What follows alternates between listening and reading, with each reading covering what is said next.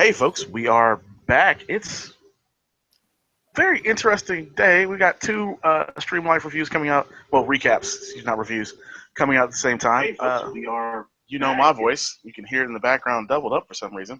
Uh, but like I said, I am the Ruthless Wonder, not a Ruthless Wonder.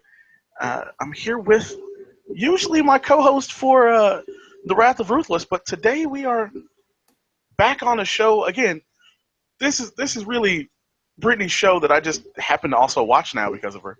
That's Insecure by the wonderful Issa Rae on HBO. Today we're talking about season 1, episode 6, Guilty as Fuck. Pretty good, pretty good. This was quite the episode. Mm-hmm. Big things happening. Yeah. So we're gonna do a quick ad insertion. All right, you guys, I saw that. Now we're back. We wanted to kind of quickly do a quick wrap up. You wanna tell the folks about kind of what generally happened this episode? Obviously, we're gonna get in depth, but wrap up of the pilot of the plot for the episode. Oh God. Okay, that's a lot of pressure. Let me just see. Gotta make sure my short-term memory is working like it should. Okay. Basically, we know that last week Issa had an affair. Well, it's not really an affair. They're not married, but she cheated on her boyfriend, Lawrence, with Daniel, this guy that she used to date, used to be friends with. And it's basically, after the cheating kind of episode. Okay. And then we know that Molly, she was at this party, and Jadena's character, Chris, he shows up and he pretends to be her boyfriend. And in the end, Molly asks him, hey, so you're saying you're my boyfriend. Is that really what you want? And he's like, no, I just did this because I felt like you could use a win. And she's like, oh, so you think I'm a loser? Well, now we're at where she was after last episode, which is she's at her ex's, Jarrett's house. And Jarrett, she's drunk, belligerent. So now Jarrett has sobered her up. He gave her some Cookie Crisp. Basically, he did what any kind of man that's marriage material would do. He feeds you, and after you're drunk. I mean, that's what everybody wants. I know that's what I would want. That's how I know I will find love, is when I'm drunk and you get me food and you sober me up. That's the best thing on the planet. You're going to get, mailed, boxes of Cookie Crisp now, right? You just brought that to yourself, right? Well, I mean, hey, again, it's food. I will take it. I'm just saying, don't send anything back. It's food.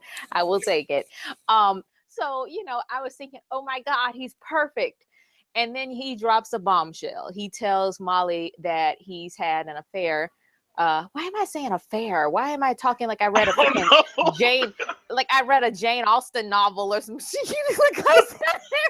I sounded really Downton Abbey and, like Jane Austen-ish. I don't know why I'm saying this. Well, whatever. He's like, I had a one-time encounter with a friend of mine, and the friend turned out to be a guy. So it was a sexual encounter for the people who are not too quote unquote bright. It was a sexual encounter. And Molly gets all worked up because Molly doesn't know what this means. She's like, does that mean he's bisexual? Does that mean that, he's just, he just had an affair?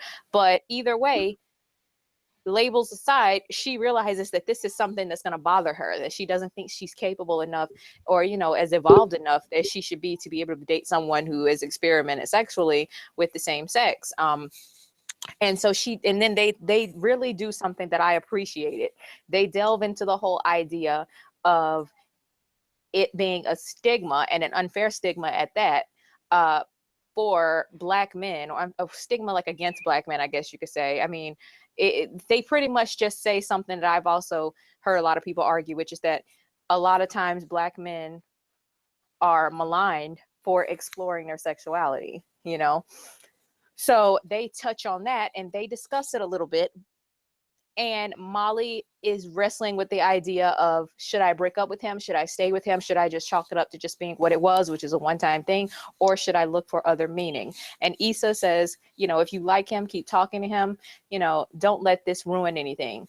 So Molly she kind of, she toys with, we don't really know what she's going to do when the episode ends, but Issa eventually talks to her and tells her everything that happened with Daniel, because Molly did not know that Issa and Daniel slept together. So Molly's like, look, you do whatever you have to do, but you do not tell Lawrence about this, because this is only going to cause problems if you tell Lawrence about this. And then, before that, the scene before that was them at this play. And this play was really funny. It was called like The Last Supper, okay? Suppa. All right. So it was like, an Ebonics laden, kind of like hood adjacent, uh, I don't know how to describe it, hood adjacent representation. It was the Carmen hip opera of Last Supper plays, people. Yeah, I did not know what this was. I was just like, huh? And then I can't even say it was that, because at least that had Beyonce, This is like, this was just really kind of sad. Like, I was just like, wow, this is crazy.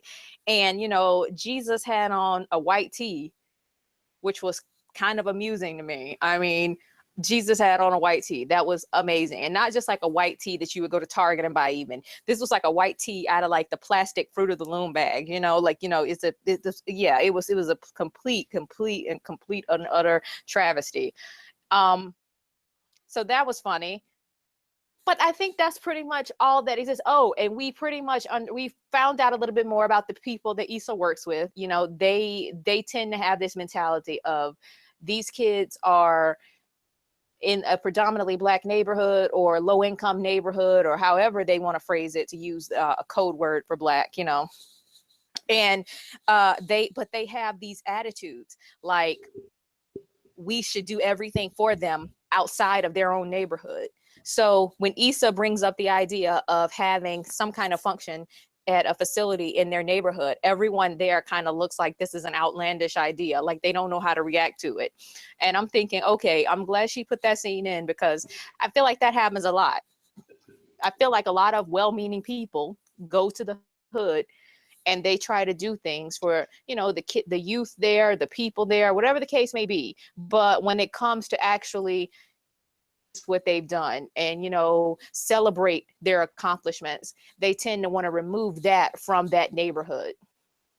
So I liked when she kind of brought that around and she highlighted that. So that was kind of cool. But Issa's doing a lot of things, because I think just by her tackling the whole why can't Black men explore their sexuality question, I thought that was very, very like ahead of its past due, I should say. That was past due. I won't say like I don't know what I was going to say, but I'm just saying it was very much past due in terms of not her show, but I think just shows in general never really ask that question, and they never really delve into it, because sometimes the message is sent that only heterosexual Black men matter in media and in popular culture. Sometimes that message is sent. So I really liked what she did by making it a conversation.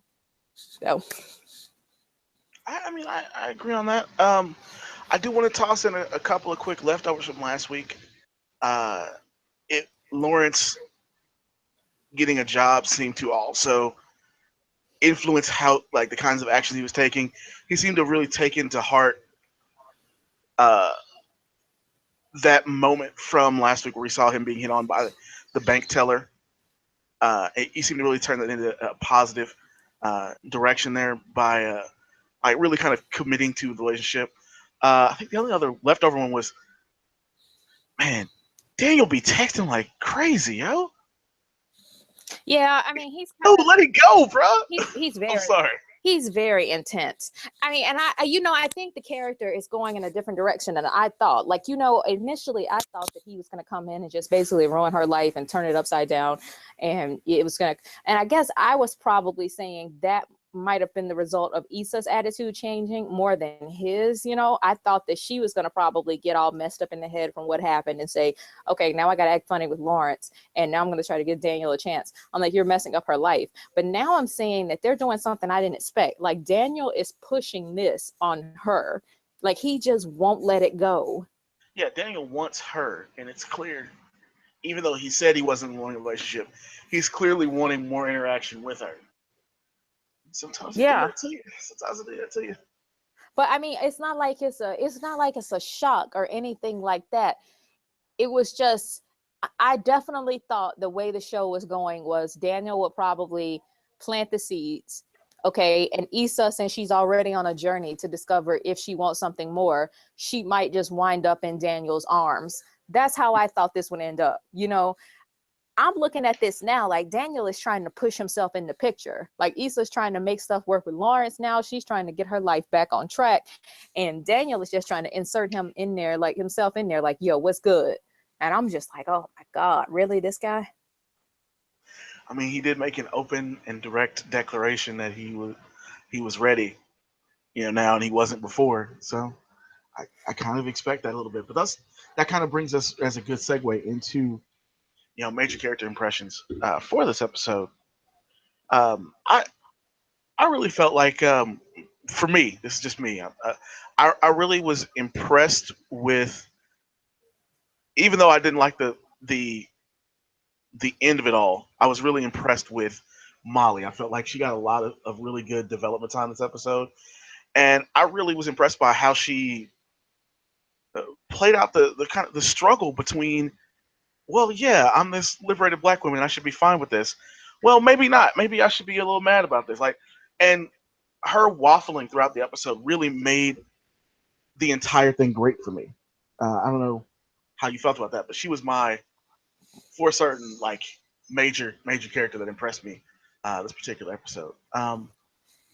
Second behind her would definitely be Jared, though, because I felt for the man. He was in a precarious position. But what about you? Who's your major character impression this episode?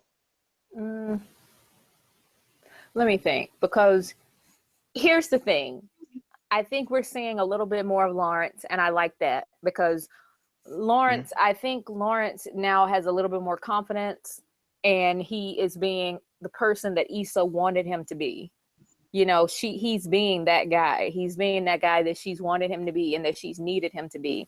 And I think that that's showing a lot of who he was. When we met him, he was kind of apathetic. He was on the couch a lot. He was kind of just not really doing much. And he kind of felt very, I don't know. He was just very uncertain and also kind of A depressed a one little note bit, it loser. seemed. He seemed, Yeah. well, I wouldn't say he just seemed very depressed. He seemed like he just didn't have faith in much at the time.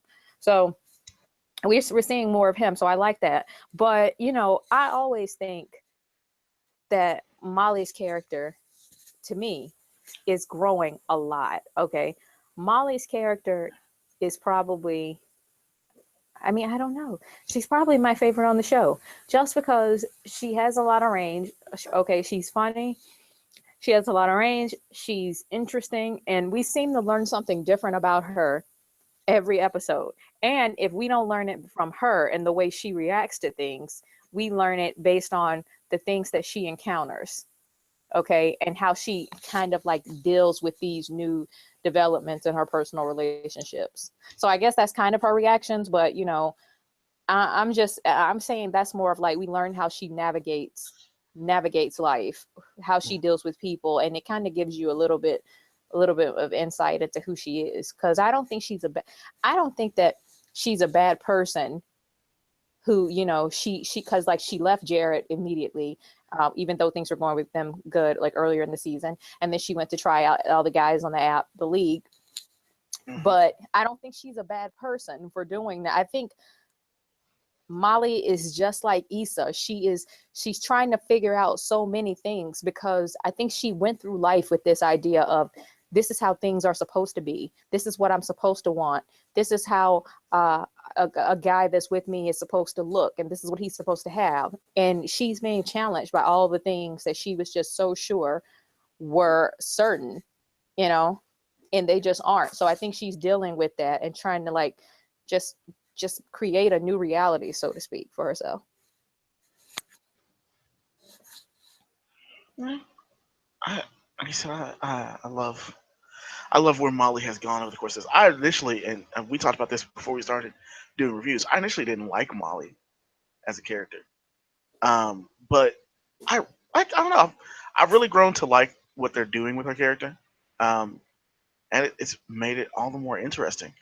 And yeah, this week was just like she was my standout as far as like the person who left me with a major impression. It was like that performance took a lot of growth. Now she's not my standout good performance, but that performance took a lot of growth. So well, let's kind of get back to those plot points. That conversation, I think that'll be the thing that most people reviewing, but even just people writing articles about the show. That conversation uh, between Molly, Issa, Amanda Seales' character, and is the other girl's name Kelly? Is that right? That woman's name is Kelly? Yeah, Kelly. I think that's Okay. Kelly. Yeah. The one whose Yeah. cousin was in the show? Yeah. Amanda Seales is Tiffany Dubois. Right, yeah. Yeah, no, I was very happy to see Amanda Seales. I'm always happy to see Amanda Seales in the show. Makes me happy. But I thought that conversation was really something that I think audiences needed to finally, hear and deal with. I think that'll get a lot of traction on its own. Separate it out and kind of use not necessarily just in like gifts, but just like videos about the conversation because I felt like it was one that we don't necessarily hear of too often in public spaces, and that is the ability to explore sexuality among Black men, how they're treated for doing so. You brought that point up earlier in the review. I thought I just want to kind of get into it for a minute as sort of the major part of this episode. Yeah, Lauren, it kind of relates a little bit to each of the men in situation. Like Daniel is basically asking Issa to forgive him for not like understanding how good for him she would have been when they first met, and to get back into life while he went out and did whatever he wanted to in between. Lawrence is recognizing that by taking a few steps back and just getting himself back in the right role, and even for not exploring what could have happened between him and the bank teller, he's getting rewarded with a relationship he's enjoying. I mean, he wakes up the next morning to blueberry waffles, which is such rarely a thing, sausage, fresh fruit, breakfast. Like he's doing that, and of course you have the Gerard thing with the Jared thing with Molly and Jared, where it's an actual overt like, what are the consequences for him exploring this part of sexuality? These two things are safe. Daniel and Lawrence are safe. We can deal with these. But what Jared wants to do is something that's not. And then for them to basically be talking about that in the conversation, and Amanda Seales' Tiffany character to say he just wouldn't about her husband. It's like he just wouldn't. Like, well, we're having a hypothetical here. You can't just say no. Like, what would you do? Yeah. But I think that just shows how judgmental she was. And see, look, people, I'm dealing with the temperamental Shizu, who thinks that I don't own my own body. So what he chooses to do is just lay on my lap. So sometimes when I'm moving, he treats me like, stop. Don't you see I'm laying down here? Stop moving, girl. So I forget my train of thought sometimes. So forgive me. But what I was going to say is I think that conversation was very much ahead of the curve for TV right now.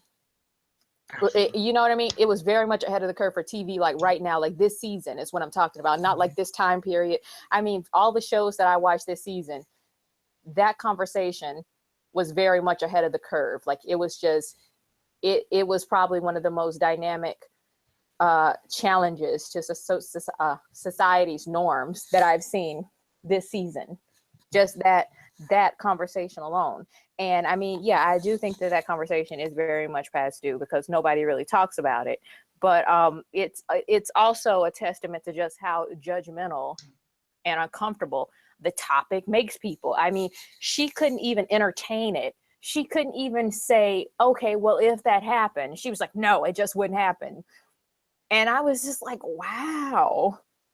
Like, not only is that very, quote unquote, unfun of you, it's also very judgmental and very stubborn and just closed-minded of you to view your own situation like this. And it's also it's kind of just flat out stupid because you never really know what's going to happen sometimes. Yeah, we pretty much, I mean, if you've been married to someone, you know what they're capable of most of the time, but sometimes you just don't. And that show, Who the Bleep Did I Marry, is a testament to that. Like, sometimes you just really just don't know. So for her to be so sure and closed-minded, and he would never do that. He would never do that. I'm like, you can't even entertain it? Like, what is it going to do to you? Do you really feel like entertaining it is giving it life or something? And even if it was giving it life, why is that such a bad thing? You know? Yeah. And somebody, I can't remember where I was reading it. I forget which group I was in, but I was the group I was in on Facebook today. Somebody was saying like her doing that is just is the confirmation that he must have actually done that at some point, and they've had to deal with it. And she was having like a flashback at the moment. I wouldn't necessarily say that. I mean, I see why they would I'm think not that. even saying that. I'm just saying like that was something that somebody mentioned when they were talking about the show. Yeah, I would just disagree with them though. I think they're making that point is kind of, now this could be me, so maybe I'm being mean.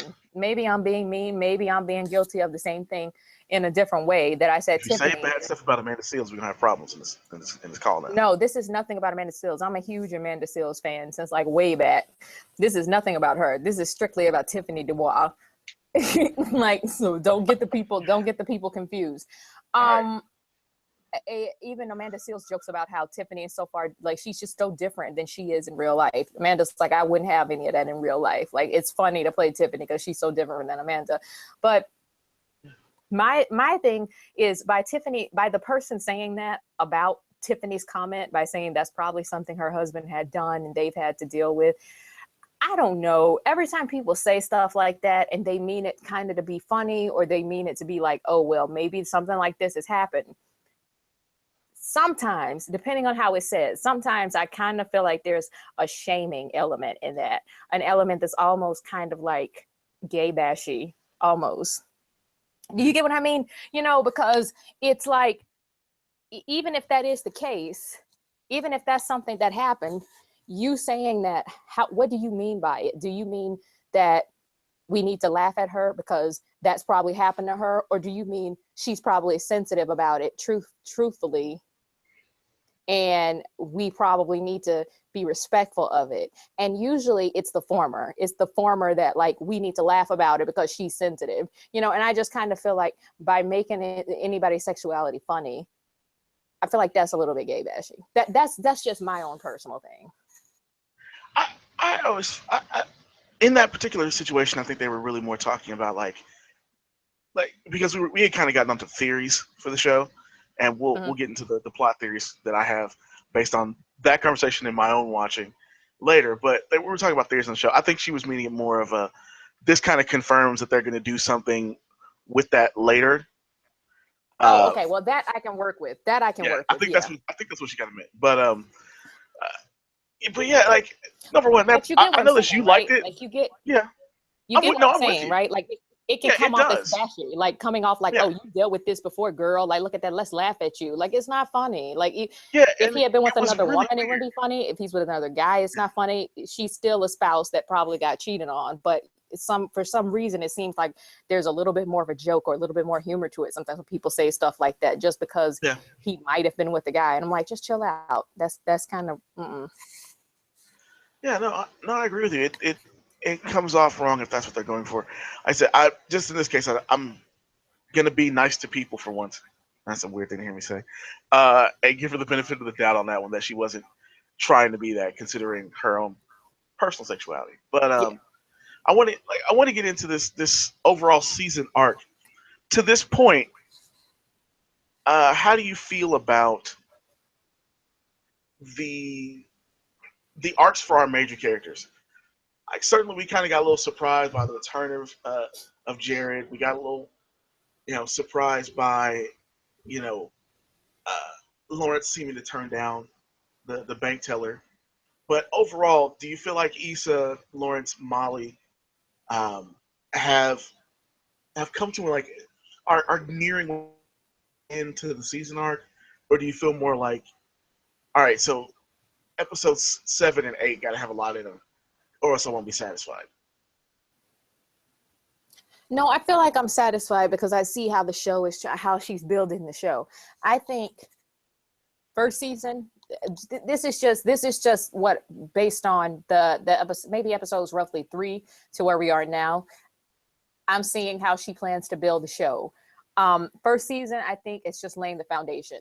That's what I think this show is about. It's just laying the foundation. And since Insecure has been picked up for season 2, found that out yesterday.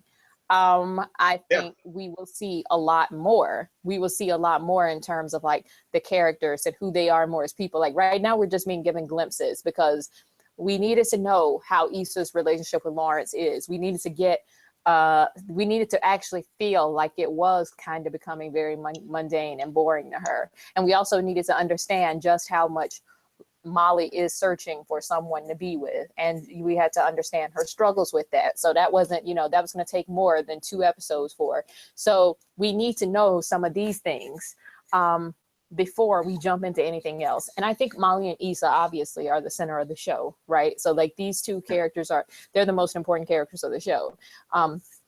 So I I think only mentioned based on Lawrence that, because Lawrence gets time away from the 2 of them to do things. You know what I mean? Like yeah. we still Yeah, I mean, and I can because the see other Lawrence characters don't being a really get that. fundamental character. I can see Lawrence being a fundamental character, but he's not. How do I put this? Lawrence, I think his growth. He's a character that his growth is connected to another character. His growth is connected to Issa. Okay, I think Molly and Issa, their growth isn't really as much connected to each other's as Lawrence is connected to Issa's. Like they're pretty much a little bit more independent Yeah. process of the show. So that's why I kind of just look at them like that. But yeah, Lawrence is kind of, he's a main character a little bit too. I can see that. But I think that the arcs and all of that, we don't really need a whole lot of individual arcs for season 1. I don't think we do. I think that I'm getting what I need based on this being like a excuse me, based on this being of like laying the foundation. This is being like the foundational season. I think next season we'll find out more about if Lawrence is tempted to cheat. If he and Issa actually do work out, if Issa tells him that she cheated on him, if Molly actually gives Jared a chance and moves past, this crazy hang up she has, and if it's just also not even if it's with Jared, okay, just how should I put this? Just to see if Molly grows a little bit more in how she deals with her personal relationships. Everybody is not going to be a cookie cutter person. Molly's not even a cookie cutter person. You have to give people some leeway. People are not going to be perfect when they come to you, and you're not perfect when you come to them. So to expect them to be perfect is just unfair. I think Molly's looking for the perfect Ken doll to put into her perfect, well-accomplished, life. So I think she's like, oh, you got to have this, you got to have that, because I have this, and I need to sit you right here, and you need to fit very well, and everything needs to be very pristine and pretty, and people need to look at us and envy us. She's got a whole lot of stuff she's dealing with here when she deals with people. So I think next season, I would like to see her grow out of some of that more. That's what I think season 2 is going to be about. But right now for season 1, I'm very happy because I think this is just the beginning. Yeah, one of the things that I really like as we kind of get into our theories and whatnot, and ending out with standout performances. Um, One of the things that I really like about each of them, Issa and Molly, is that you really kind of get a chance to see them at their most frustrated, their most insecure, to use the title. But I like seeing that, like when she blew up on the parking attendant, when and then gets frustrated and just says like basically what like why am I stupid? Like she said, why am I so fucking stupid? But it really wasn't just it was her letting out a full emotion. Like I don't necessarily think she gets to be as emotional in her dealings with the other characters as people like Molly do on the show. And so it was good to see her like get to really have that moment. To go on with I thought that was growth from the beginning of the show. her admitting her failure to somebody and letting someone else in. Um, but I wanted to get to these theories. I think something is going to happen. Uh, obviously, Jared related to end the season for Molly. Like just based on all this, bringing him back, doing the 2 episodes worth of him, the way that got broken off, I feel like that my crazy theory is that Jared is not done for this season. He's going to pop up in like the last episode for something with Molly.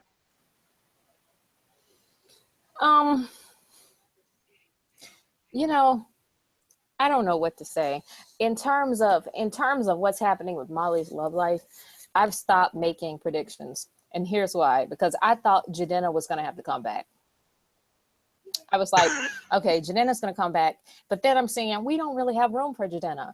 And as sad as a world is where there is no room for Jadena, I think it's true in this situation. Like, I am very saddened to have to say those words, that we don't have room for Jadena in this episode. I mean, we just don't have room for him. I mean, it's just, no, he's way too together. We know his purpose, and Molly needs to grow a little bit more. And now that I've seen, what Jared laid on Molly kind of needs Jared in order to grow, because that's the thing.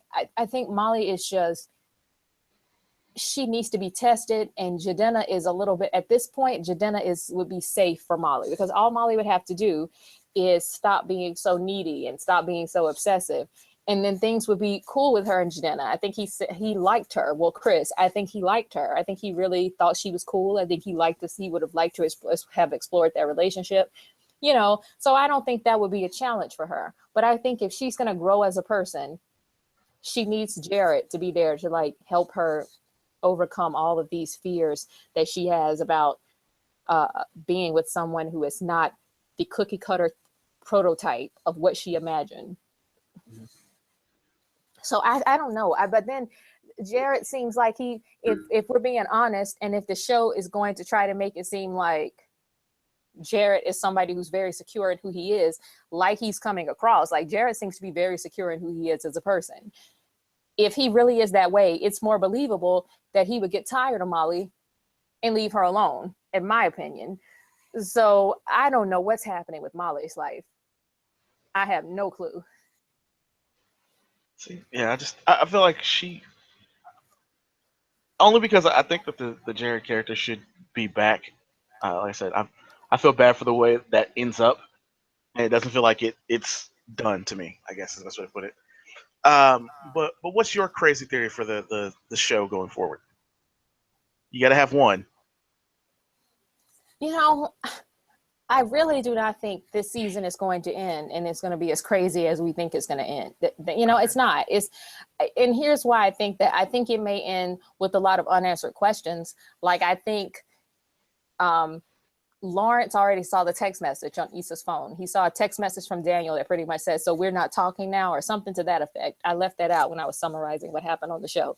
But, he saw the text message on the phone that was like, "Are we not talking?" And he kind of just looked back and he was like, okay, like, what's going on? That really didn't suggest that there was any cheating. It didn't. It probably just suggested that maybe, she had been talking to some dude, So it wasn't a whole lot to go off of, I guess. Not to me, at least. I mean, I don't know if Lawrence can pick up something we didn't pick up on, or he knows some other stuff that we don't know about, or if, she's told him about Daniel and he's like, oh, Daniel, I need to fear that's this. The thing that scares me. What if Lawrence has been told by Issa about Daniel from before? Yeah, well, see, we don't know it. We don't know it yet from the show, but that's a possibility. But I look at it as maybe Lawrence will come out and say something is going on here, and then we won't get an answer as to whether they're together or not, and then the show will end, and that'll be the season finale.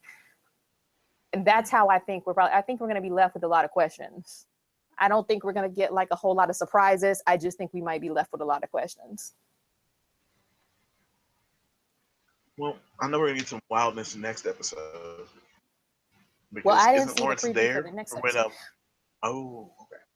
Yeah, I didn't see the preview for the next episode, so I need to see that. I didn't see that preview, but I mean, maybe I'll change my theory then when I see the next one. But I'm just saying, based on what I've seen so far, there would probably just be a lot of questions, a lot of lingering questions. I'm just pissed that we probably have to wait another year for another season. You know, like this means it'll be 2017, and like when did the show start? October. So October 2017 is when how long we'll have to wait to get another Insecure season. And I'm just like, ugh.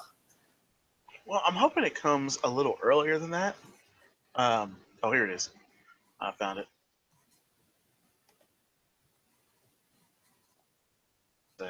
Folks, you're gonna get to see this with us. Well, with Brittany, because I'd already watched it. I love it. But do you love it like, I'm gonna give her money for her fundraiser, or this bitch looking like a black Ariel? Are those mutually exclusive? Okay. You really going all out for the fundraiser, huh? Yeah, girl, I want to kill it. Wow! Well, kid. I can't believe I'm saying this, but don't let the kids take anything. That only crossed my mind once you said it. I got it for $5,000. Way to go, E. Cheers. Cheers. This place looks great. Kill me.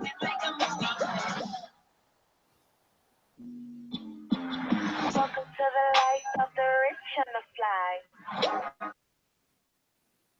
Okay, let me just tell you, that was so blurry and chopped up that I couldn't hear anything. It sounded like I heard something about Ariel, and I was like, that's why it sounds like I'm listening under the sea. I had no idea what was being said. Okay. Well, we can always watch it again. Let me get. That kid was very slow. The picture was not matching the voice. It was very weird. It made me from trying to watch it one day there. Folks, I will fill some time real quick and kind of talk about my standout performance while we give this link to Brittany to check out so she can see it. And we'll come back into this stuff. Of course, we're still doing a review for Insecure Season 1, Episode 6. So, my standout performance actually is Issa this week. I was in a way that I've liked her from the beginning, but in a way that goes beyond how I felt about her performances in general. Like I mean, in the same way we saw Molly wrestle, like I really enjoyed watching Issa really get to show more to her personality. Like she's finally showing when she's frustrated, what she's frustrated about. Maybe she will finally properly give into that. Express how she feels more often. That was one of the things I liked about the initial blow up at Lawrence, and that's one of the things I liked about this episode as well. I just feel like she has to be really more into herself as it were, like really understanding how she feels about stuff and really intimating that to the people. My standout bad performance. Kelly wasn't as funny as she was the first time they had her in the show as an additional character. Like I kind of spotted the cousin, the not being good but still having to give him praise thing. That I felt like she didn't really interact so much as drive the next point in the conversation. She wasn't it wasn't horrible, but it wasn't as good as the rest of the stuff I was getting from the episode. Brittany, what you think of the next week on? I'm excited for it. I'm just a little bit, I'll be honest, I'm a little bit disturbed that Daniel showed up. I'm a little bit disturbed to the point where I'm just like, is he going to be a problem? Because yes. Why else would he show up? Why else would he show up there? That is so not the place. He knows where she cares works. About the and he is at but he didn't even come to the office. He went straight to the fundraising venue. That's next level stalker. What? That's the thing. That's the thing that gets me. Remember, he showed up to her job just like that. Out of nowhere, unannounced. But that's what the job was, at least more excusable than this. I mean, for this, he went and got dressed up. He got dressed up just to come and wreck Issa's life. You know, and I'm just like, oh my God, really? You're going to be a problem. You're going to be such a problem. You could have come to her office that day or called her when she was going to lunch or leaving the office, anything. But you came to the fundraiser. Really? Why? Let her shine. Let Issa be great. That's why I'm just like, duh. So, I mean, yeah, he's going to be an issue. He's going to be an issue. And I'm just, I, I don't know how to feel about it. I feel so bad for Lawrence. Think about the idea that, like, he's only showing up because Issa didn't respond to him. Well, that's like any guy. Honestly, I feel like I'm that's when not blaming guys her. really. I'm just saying, like, that's clearly why he's doing this. No, I'm just saying, but guys do that. When you ignore a guy, it's like when you ignore them or laugh at them, that's when they lose it. But like, really, I mean, was it worth all of that? Was it worth all of it? I guarantee if she had been talking to him or even had texted him back, he would not have shown up like this. So it's not that deep for him. It's the competitiveness of it all, and it's just the general pettiness of everything, and also the I really have to talk to you or I just might die kind of anxiety that he's bringing to the situation.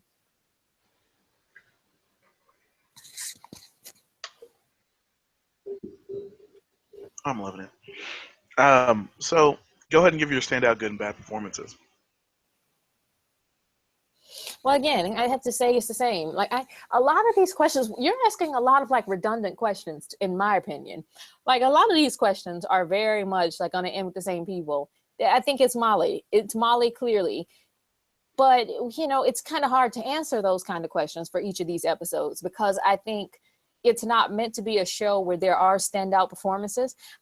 I think it's meant to be a show where you just get caught up in the story more than the performance itself. So, I mean, I think that's why when we talk about it, there are certain parts of the story that, you know, will stand out to us more than the actual performances. Because, I mean, I think all the performances are good, but I'm not really, they're so good and they're so intertwined. Everybody's storylines are kind of intertwined to the point where it's like, you know, yeah, Molly and Issa stand out the most, but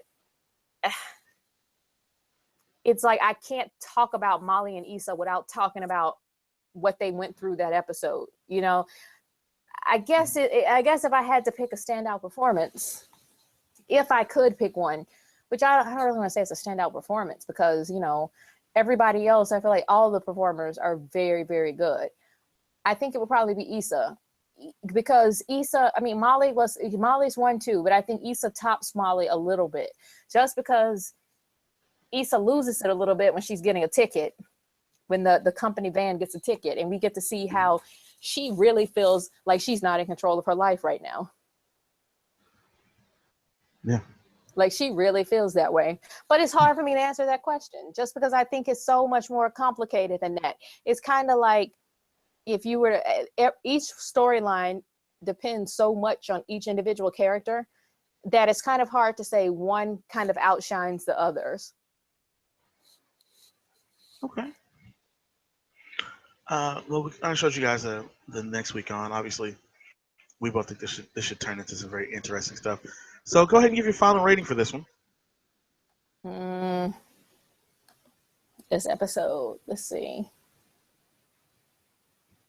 I would say this episode is about a 9. Okay, and the reason I wouldn't say it was a straight up 10 is because, I mean, there are a lot of answers that I still need. Okay, like, and a lot of things that I want to see still. For instance, I want to see if Lawrence has been told about Daniel before. Okay, I want to see if Lawrence if he really is having any type of issue or kind of regret with turning down the girl who worked at the bank, because there did seem to be something between them. You know, like, is he really struggling with that? Like, I kind of would have liked to have seen that this episode. So I'm gonna say it's about a 9, but that's pretty much perfect to me. You know, that's pretty much like a 10 in my book. If a 9 is like a 10 in my book, because I look at it like nothing is actually ever perfect. But yeah, it's about a 9. So on our scale, would you call that a 4 or a 5?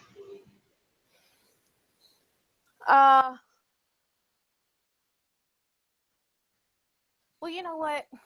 I'm not gonna be picky because whereas I'm thinking about it, we do need the story to develop, and this episode developed perfectly. So I'll just give it a perfect 5. I'll give it a 5. It's doing everything it needs to do to build me up for the next. Yeah. So let's give it a 5. Yeah. Let's Okay. do it. Well, similar to our Westworld review, check that Westworld review out over on our site. I can't go with our 5 of show people who haven't picked it up yet on this episode, only because I felt like you needed a lot of that backstory to make this as good as it was. Even though the performances were good, I still have to go down to 4. Definitely post this on social media. This is like a hard 4, soft 5 situation, like sort of like Brittany's 9 there. And I really think this is one of those ones that, like, if you were just to cut out some of the conversations that were had, I would say those were definitely like this is the thing to cut out and show to your friends. So that's what gives it that soft 5. But yeah, like definitely social media talking about it, like definitely telling other people about it. Just I don't know if this is yet for the people who haven't picked it up yet. I feel like last episode was perfect to show people, like, if they haven't picked up the show at all, instead of showing them the first episode first, showing them that episode first. Um, but we'll go ahead and get on out of here. Great show. I haven't been let down yet. Brittany, when are you going to do your chewing gum review? I don't know. The people probably need it. Yeah. So we'll be looking out for her chewing gum review, and then we may even do like a full season recap on that on top of that. But we'll do that coming up. Obviously, checking for Westworld. We still are just not interested in doing The Walking Dead. We don't have the people to do that yet. But other In shows all out there, let us know, and we will definitely consider them. in all fairness, chewing gum, we're probably going to need to figure out how to structure it, because it is all on Netflix right now. So it's 6 episodes on Netflix right now. So you can go to Netflix and watch all 6 episodes, but we don't want to bombard you with 6 we can episodes. Like, I recap it just into. really don't want to do this. So yeah, so we'll probably do like 3 episodes, but Yeah, look at 2 episodes per thing, but yeah. we got to Well, get the structure down. you can do a full season review and then just do recaps for every 2 sets of episodes. That way, you have 3 episodes. Yeah, I'm just 3 telling the people recap not episodes. Yeah. to expect me to sit there and do a 2-hour review of the whole thing. Like, that's what I'm telling the people, to make them aware. Like, we need to work out the structural logistics of everything, because I'm not going to sit here for just 2 hours and 15 minutes and just talk to you about each episode of the show. As much as I love the show, I just feel like that would be kind of boring, and we would be like beating, a dead horse at some point. It's like, look. So I'm gonna bet that the dog probably has taken over Brittany's controls right there. But I want to go ahead and get us on out of here. We will, No, like I he's said, be looking at. actually asleep now. Oh, there you go. But we will be doing that coming up. Like I said, we're looking at other series. There are a few of them out there. There are a few coming up that we're looking at as well. This Saturday, don't forget to check out the Wrath of Ruthless. We'll have a guest, Adrian from Adrian Does Movie Reviews, will be in, and we've got a couple folks coming in for some movie reviews coming up with Chinatown here in the next couple of weeks, just for those movies millennials might have missed it. So we will talk to you all next time. I'm the Ruthless Wonder, here with Brittany, and we've been reviewing Insecure Season 1, Episode 6, Guilty as Fuck. Bye-bye. Bye.